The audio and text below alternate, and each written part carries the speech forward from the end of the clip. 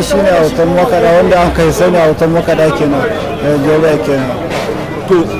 To yau kana ɗaya daga cikin zaratan 'yan dambe na Guramaɗa wanda aka sani kai tsohon ɗan dambe ne. Yau ka fara dambe gashi ka fara za ka kai labari sai kuma labarin ya canza ya me ya faru? To yanayin wasa ne, wasa ba da ba za ta zo ba ko ba haka ba, wasa ba da ba za ta zo ba da kayan da shi dan Aliyu ya san waye ne ko ba ko ya buge na ya san waye ne tun bai ma sun zai abun nan ba nake na wannan wasan kuma yanzu ga muna yi da shi ko ba haka ba. Yanzu me gaban ka yanzu?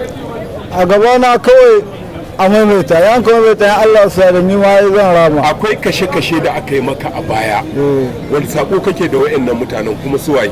To ina mai sako ni ma rama zai nike son na yi ba. Kamar su waye da waye suka yi ba wannan kisan da kake da shi har yanzu a zuciyarka? To irin su Autan Sani wayannan kai duk ga wannan dai ai wanda suka kasan ma ban ce muka dai ga wani ga wani ko ba ko suna nan dai da ko ba haka ba. A jarintan dambe akwai abin da ake kira update, wato mutum ya ƙara ɗagawa kamar yadda su alasan garkuwan cindo garkuwan bagon 'yan sanda suka ɗaga da dai sauransu.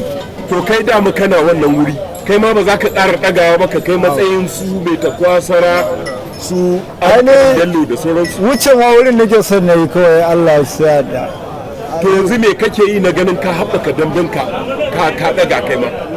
Abin nake gani ni fa wannan da nake ga yan tashin da ake ga yan bana bakwai da ni duk wannan ba shi ne kaina ba ko ba ka ba. Ni kawai guri na mutum ni dai ka gan nan ban da zuwa in ce wai takura mutum in ce wai sai ya ban dambe ba a'a shi da kai shi da Allah abokin damina ne ba ma a yau ba a jiyan ba.